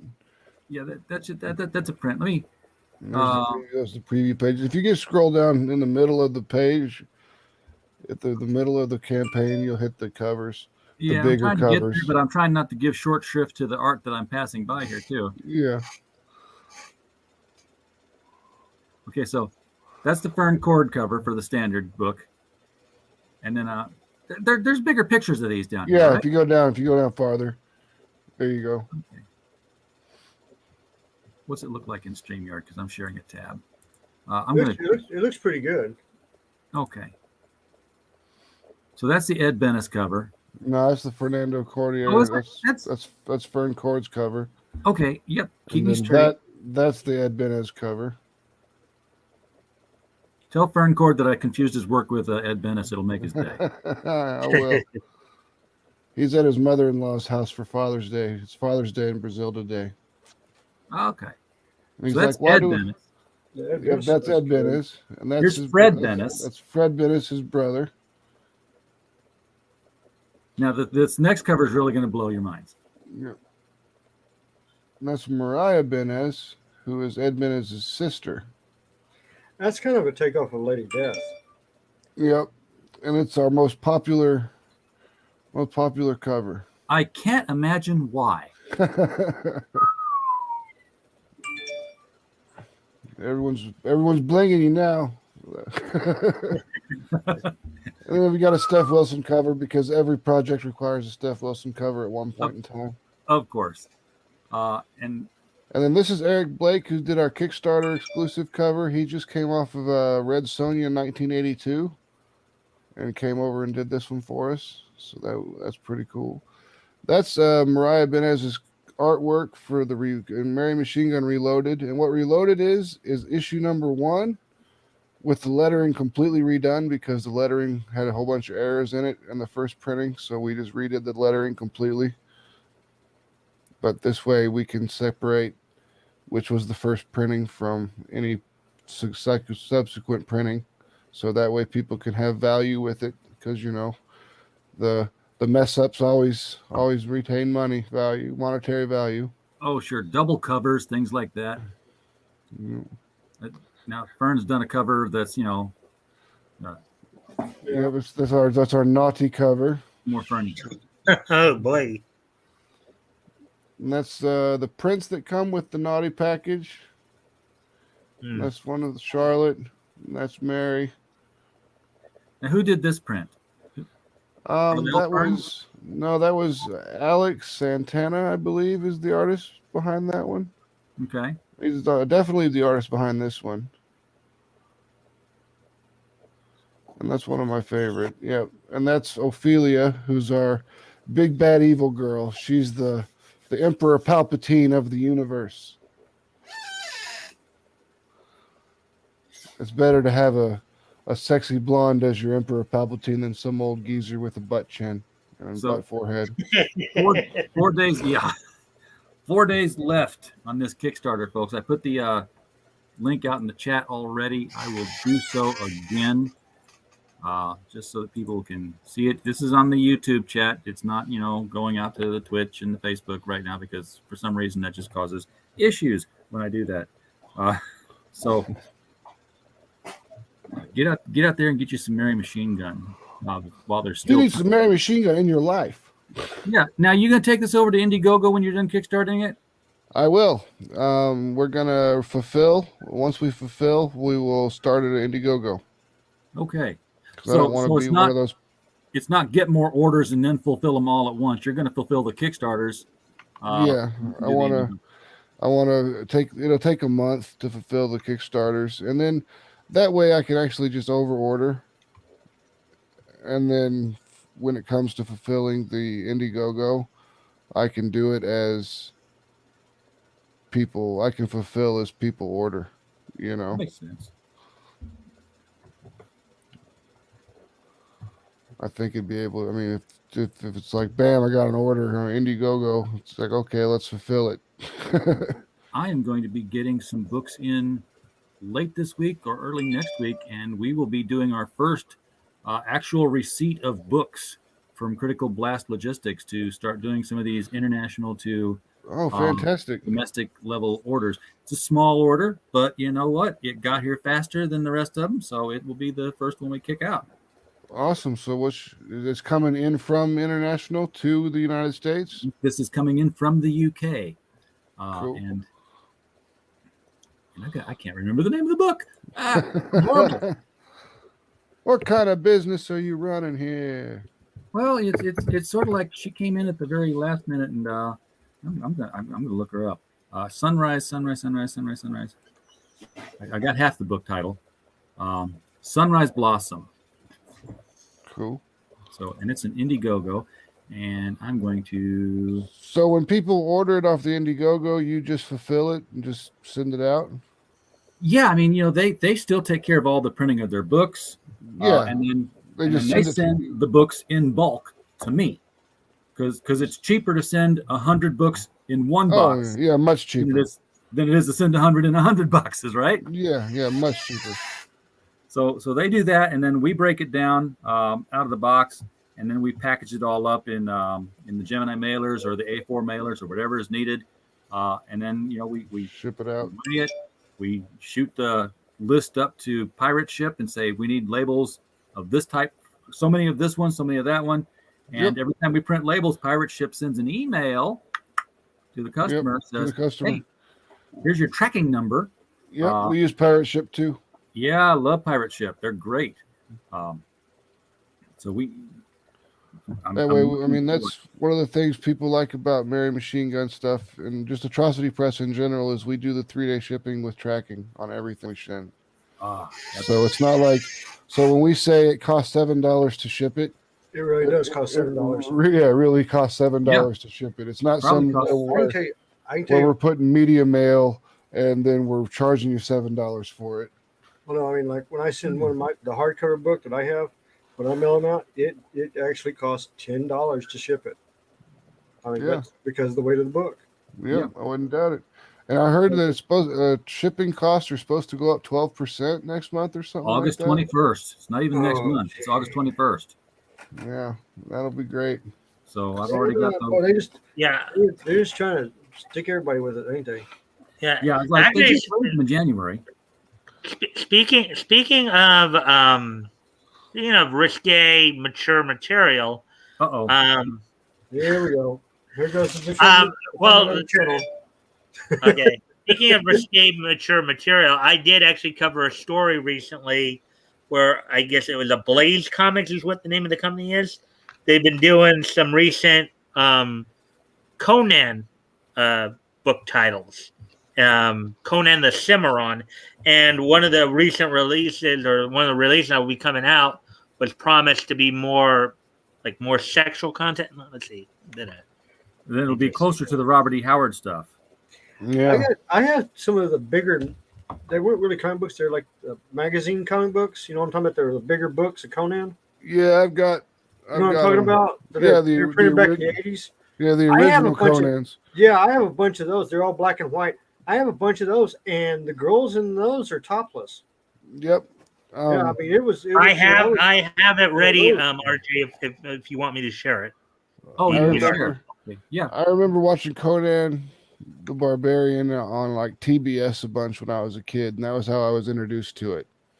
Then I rented it once. So there's the article right there.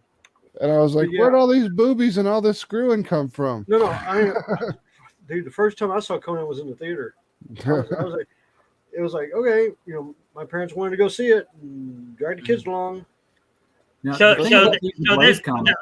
so this story right here was published back on the 30th. I think I did cover this one, where Ablaze announces new quote unquote unrestrained, violent, and sexual Conan the Barbarian comic, the Cimmerian Beyond the Black River. So this might be pretty good. They're bringing it back the way it's supposed to be.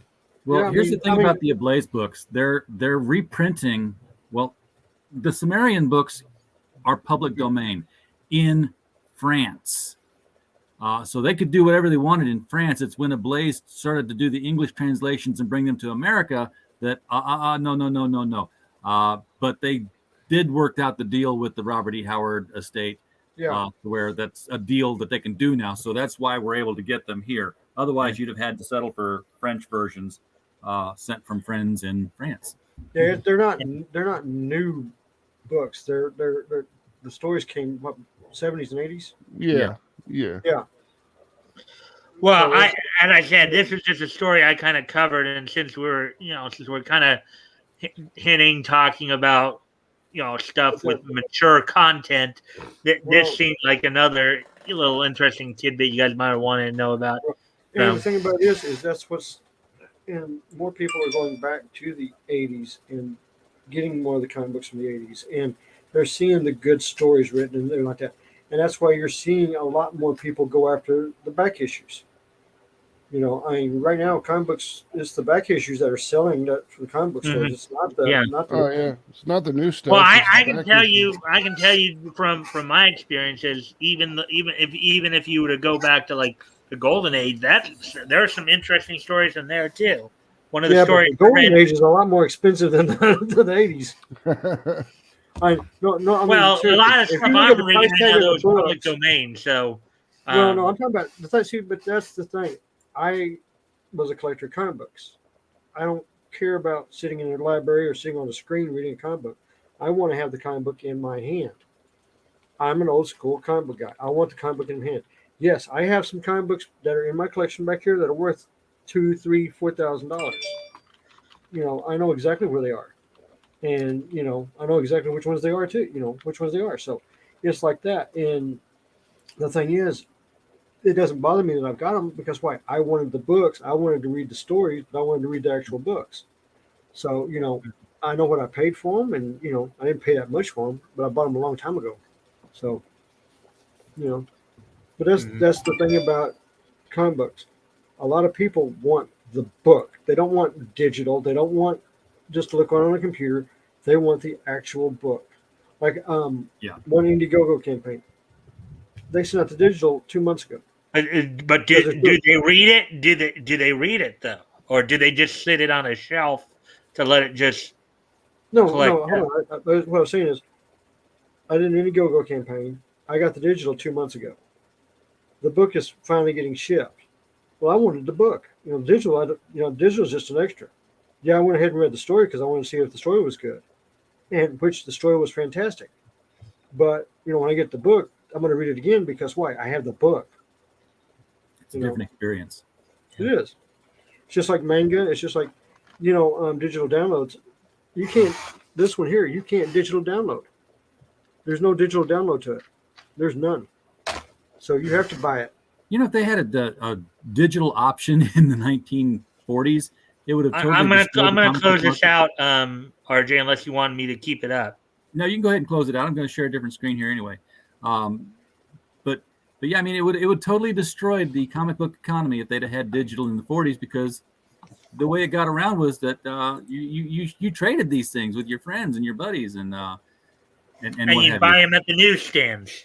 Yeah. Yeah, I mean, like I said, the first comic books I ever bought was at, and this is how long it's going. A Jack and Jill grocery store. That was where it was a small town grocery store, and the owner was a member of my dad's church, and I wanted specific comic books that I wanted to buy, and he was like, "Which comic books do you want?" And he would order, because he gets a sheet to order from, so I got that, and then when I got in the Army, the PX, there was only like 3 of us buying comic books, and he was like, "Which ones do you want? I can order them, but which ones do you want?" And we gave him a list of what we wanted. Those are the only comic books that came in, because he knew that that's what we wanted. He didn't order the other stuff. And that's how we got our stuff. But that's how I got my first comic books.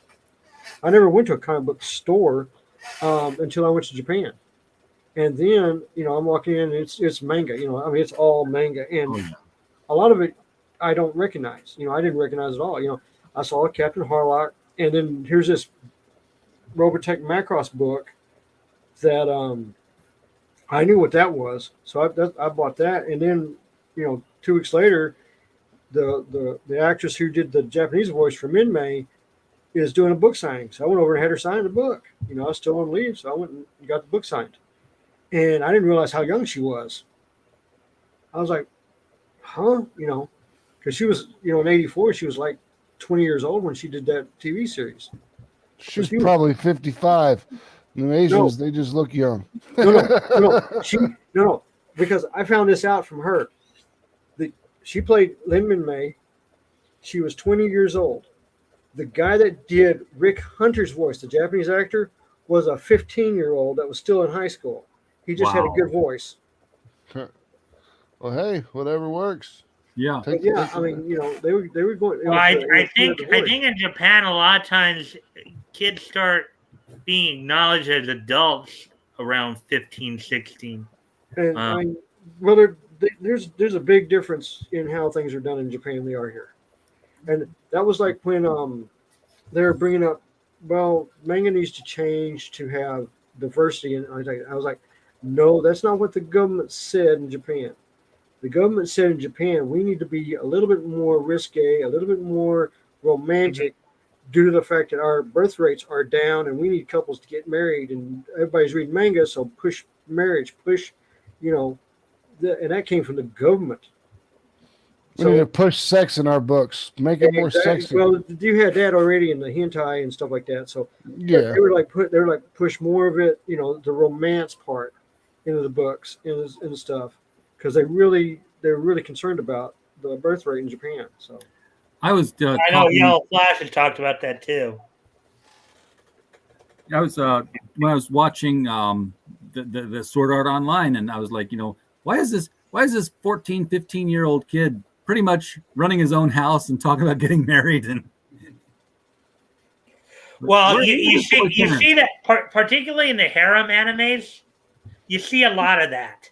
Okay, particularly in the harem animes, you have situations where you have like the harem and the reverse harem animes. You have like one character of one gender and like 3 to 5 of the other gender, and they're all like living together, and it's like it's almost like they're all comedies.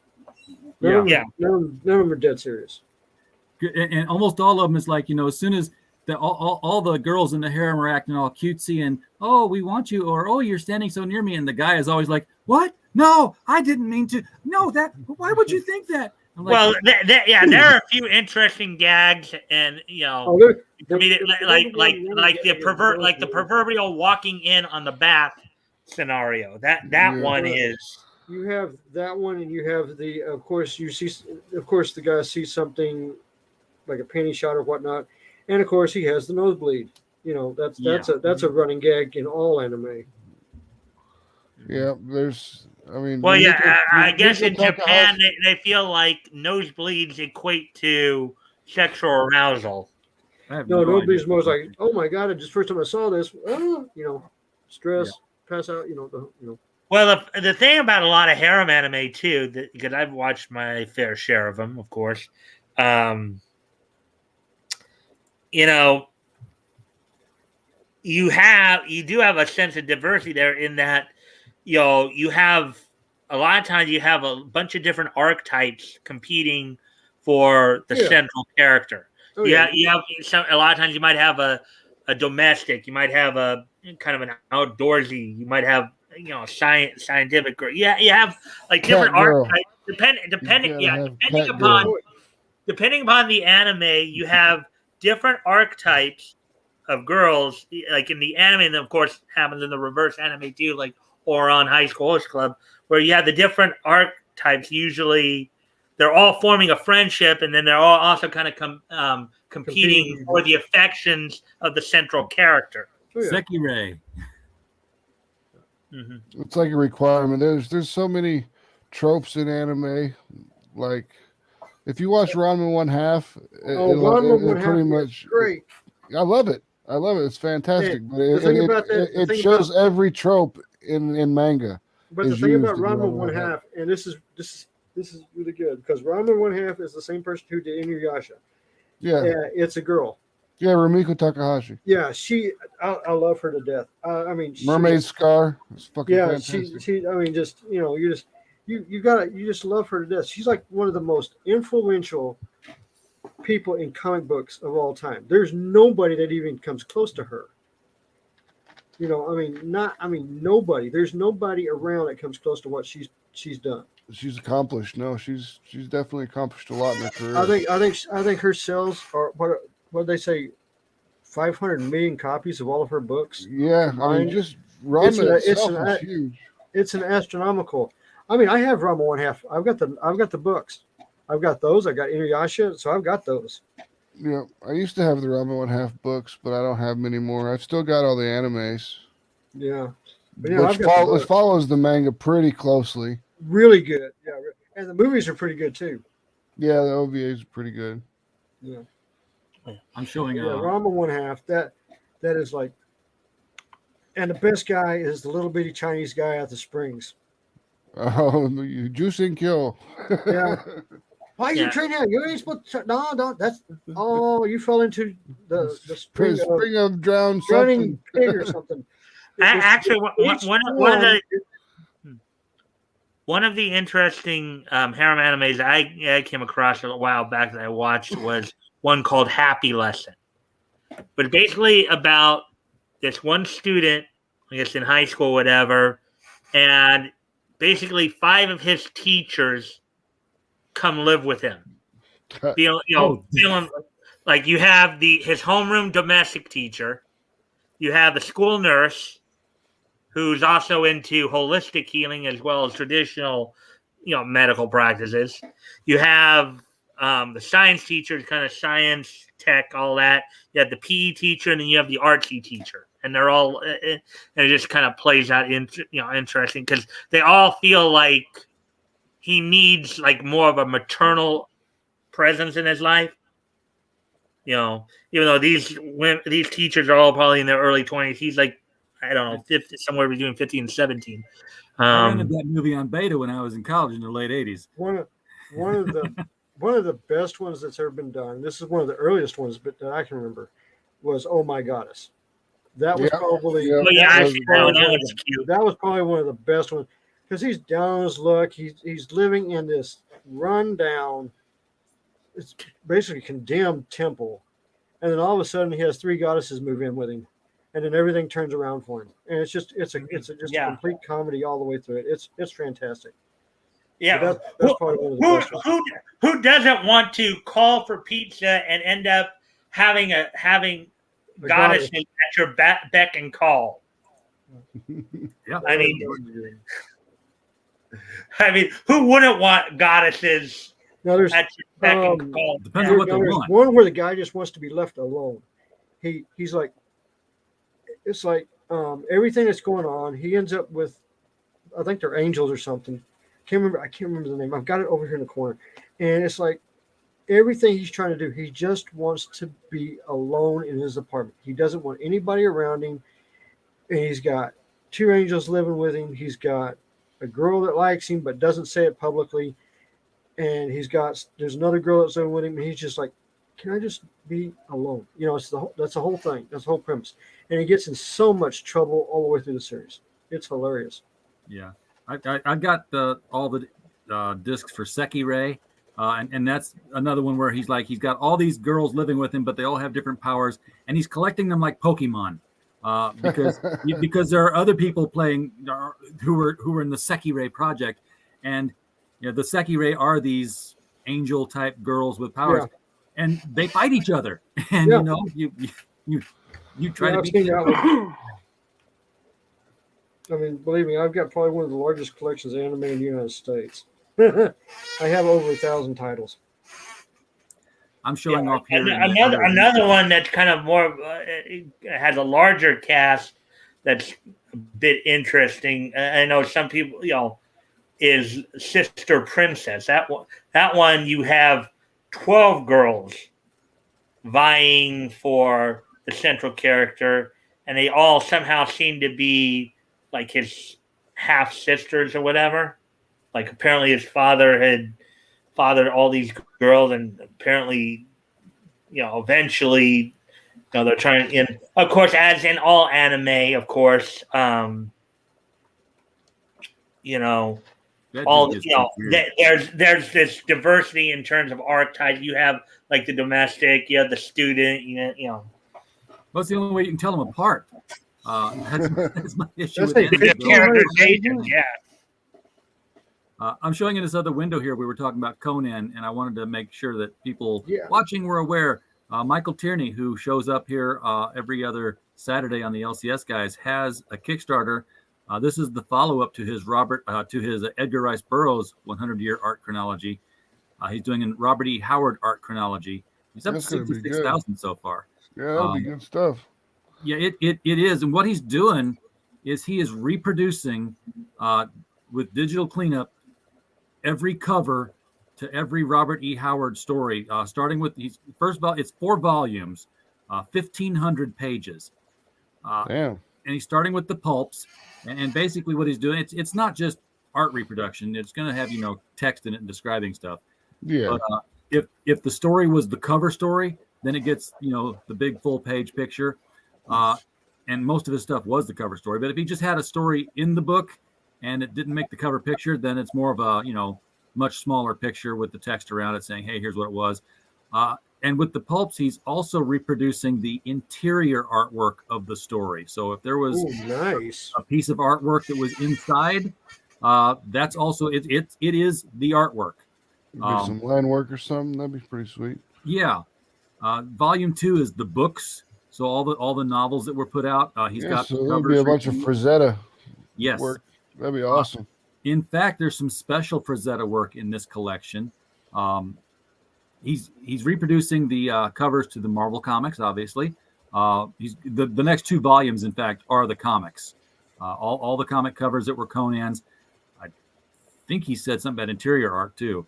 And he's also got the Belief. The Savage Sword of Conan Tales. That's the books. I've got those. Yeah, I covered a story recently where they did talk about, I guess there's a museum somewhere that is going to be having some of Frank Frazetta's work in it. Sarah's doing a thing. Yeah, she tweeted it. She tweeted it, was it today or yesterday? She was tweeting that she's going to be at a show. Well, that's awesome. She's also going to be in this. Yeah, because I saw it on CBR the other day when I covered the story. Yeah, I follow her on Twitter. She's a really sweet girl. She is. They broke the 60,000 stretch reward, so everyone here is going to get a print done by Sarah Brazett Conan. Yeah. If they get the 75, then they've got 2 short stories. That's awesome. Yeah, they're going to reproduce all the weird tales. Half of them with this barrier, and the other half if they hit the 100,000 barrier. So, yeah, it's going to be cool. They're going to do a print from one of the pulps at 80, and those pulp covers, for the time, even for today, those are risque. Those are covers that would have been like you'd put those behind the counter of any other magazine store that was sold today. Anyone of today, yeah. And Conan's Richard all flopping around out there. They'd be like, let's put that behind the counter. Absolutely. And they actually have a PDF version of it for $75. You'll be able to get the entire thing in digital. So if you just want to look at it in digital, there are 2 different versions of this. It's all 4 books in a slipcover in a case. One version is the covers are going to be printed with the art as you saw them here. Those are the 4 covers. And then there'll be a dust jacket with that same art around it. The second volume is going to be leather-bound books, all of them gold foil stamped with the same Robert E. Howard symbol on the front, and just 1, 2, 3, and 4. That'd be sweet. Volumes on the spine. So I like when it's real simplistic and it's foiled. When it's foiled to keep it real simple, that's nice. So if you're a Robert E. Howard collector, this is I threw it out in the chat for people to take a look at. If I wasn't running a Kickstarter and building comics, I'd probably buy that myself because I like that. That's awesome. Oh, well, I look at that stuff and I'm like $150. I'm like, that's like 3 pages of pencil work. So, and you know, I mean, you, that's and, like 3 pages of pencil work. So, I'll just keep paying for that. There you go. All right. Well, guys, we've been at it for almost 2 hours here. Yeah. Longer than you were originally intending to, huh? There, RJ. It was. The global frequency apparently ran into technical difficulties. So they were streaming the karaoke, and they went for 19 minutes. Nice. And then crashed and burned. Made it a full 19 minutes. Yeah, so I saw Dory had shared the message out on Twitter. I was like, "What happened?" She's like, "They're having technical difficulties. I think they're trying to come back up, but doesn't look like they're going to make it back up tonight." So, that'll give me time to work on the next set. Marmalade and I were going to sing Michael Jackson and Paul McCartney's "The Girl Is Mine" tonight, but I guess we'll put that. Well, since you have a partner named Marmalade, why don't you just sing Lady Marmalade? Oh, no. I will. Sing Sabotage by the Beastie Boys. Listen, all y'all, Sabotage. You said Sabotage. I was like, wait a minute, are we talking the band? I might let him sing Sabotage by himself. Hey, Sabotage band-wise were great. I mean, and they still are because they got power metal. Yes, I'm a metalhead, dude. Gotta love the power metal. Man of War. Man of War, they're looking for a new guitarist because that guy got in a little trouble. Yeah, he got some. Well, I wouldn't say the little trouble. That's more like major. Yeah, well, they brought the guy that was doing that played the guitar for the official cover band up to the big leagues. I thought they brought the guitarist back, the second one. No, Ross the Boss is still playing for what's that band? They brought the drummer back because of the drummer they had passed away. Yeah. Yeah, they brought the other. They got the other drummer. But no, I saw the concert where they had everybody come back. They're the one with the 3 drummers and all the guitars. I saw that concert. Yeah. So RJ, have you and Marmalade, you guys run across Arnold Wesker and Scarface? I haven't. No. I would not do that. I don't know. Why not? We can do that. Where are they at? I'll shoot him. Dang. Marmalade, do you know who I'm talking about? Do you know who Scarface and Arnold Wesker are? He fights the Dark Knight. Okay, so you do know then. Yeah. I watch cartoons. You listen. You watch cartoons? Yeah, well, I mean, comics and cartoons. Yeah, I mean, cartoons and comic books are stupid. Oh, here's a little fact for you on cartoons. The 1979 Flash Gordon cartoon. Did you know ILM did all the spaceships and space shots? I did not know that. I knew it was super cool.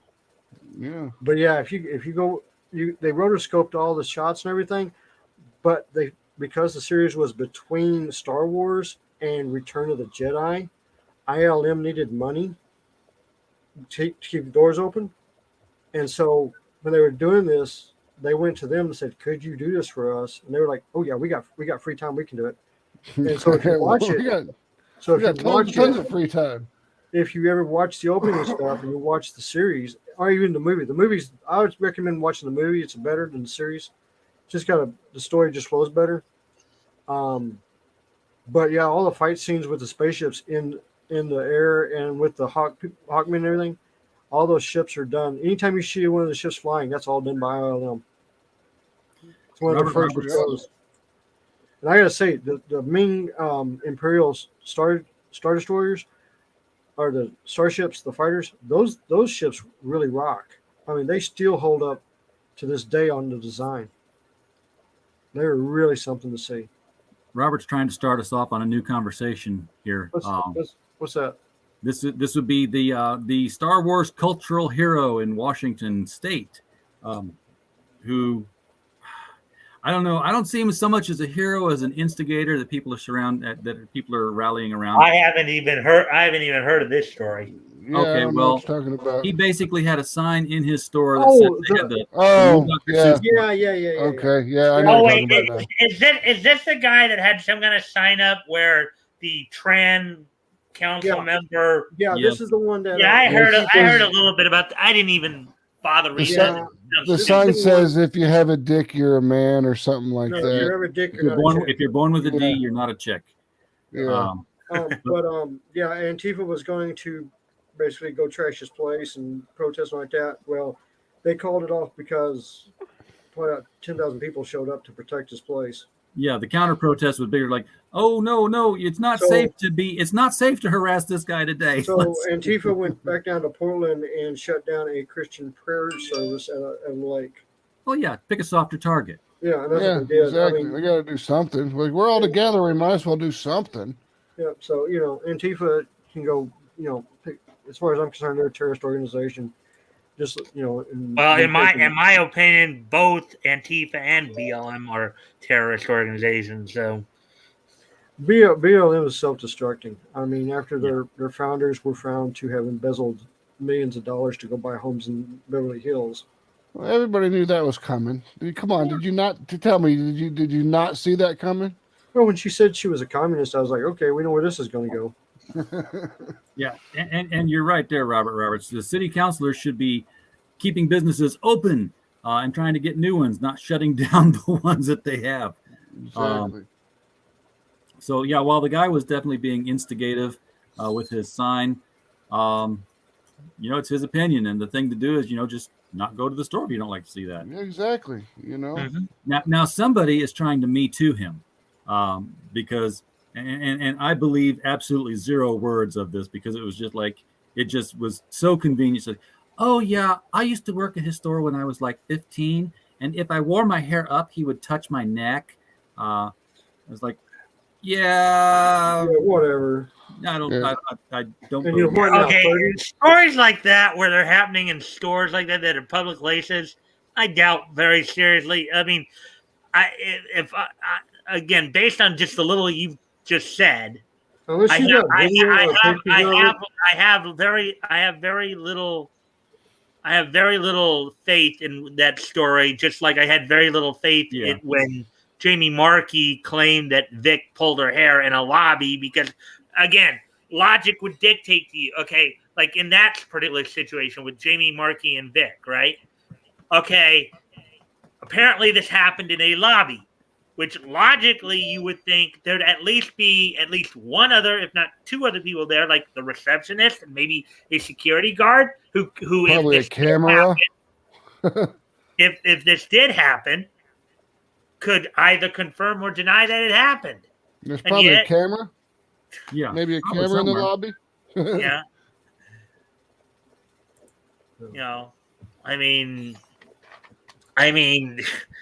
when people say, "Well, yeah, we were in a lobby and he like pulled my hair or he touched my neck like this or whatever," what's that saying about on the internet here? Press X to doubt. Yeah. Yeah. When you're talking Well, about a public place like a lobby or a store, and they're saying this stuff is happening, I say press X to doubt because people are gonna be there. You got cameras. You got a whole bunch of stuff that could sit there and. She said he called her a ripe tomato. They're going. Well, I've got to do anything they can. I got to roll out. I got to go over to be on We all the do. channel. Yeah, So- we got to take off. All right. Well, I'll see you guys later. Well, hey, RJ, why don't you give us all one last chance to do a quick promo before we go? Everybody promo your stuff now. Boom, Okay, go. We'll start with Mike and go we'll go clockwise. Well, I figure we could start with Max because he said he's got to go. Yeah. Okay. Check out Mary Machine Gun issue 2 on Kickstarter right now if you want.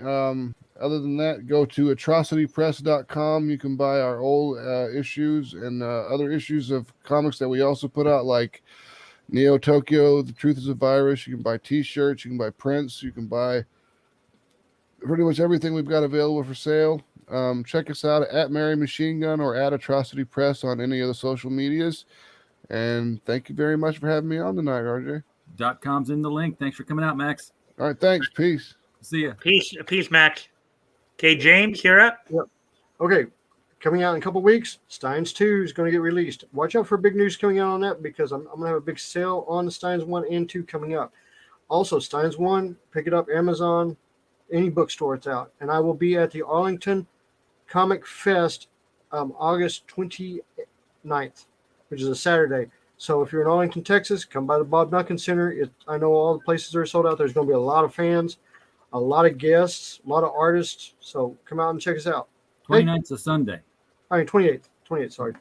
28th, you will be there on Jack Kirby's birthday. So a good day for a comic convention. Yeah, it's going to be a good day.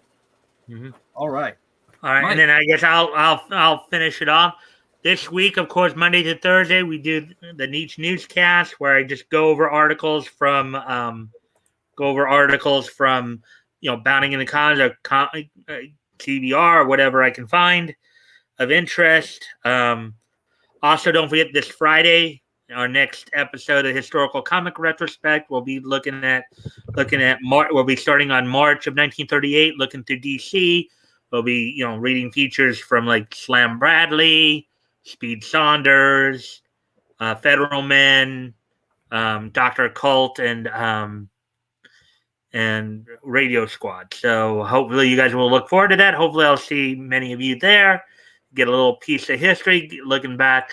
And maybe, for all we know, maybe we'll see Slam once again grab an opponent by his ankles, swing him around, beat the guys up, using one of their own as a blunt object.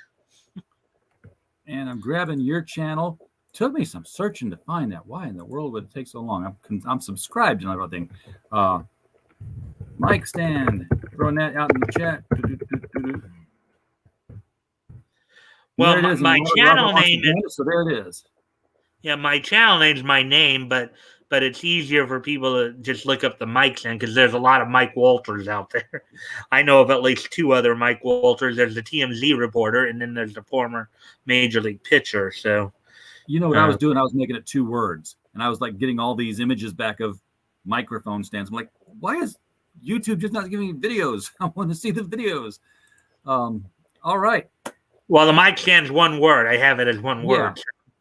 That's what I just noticed because I pulled the page up to get the channel and throw it in the chat. And I will try to peek in on you this week. I know I haven't really peeked in much the last couple of weeks. Just been busy with other stuff and just I've been just working through, feeling a little drained on on.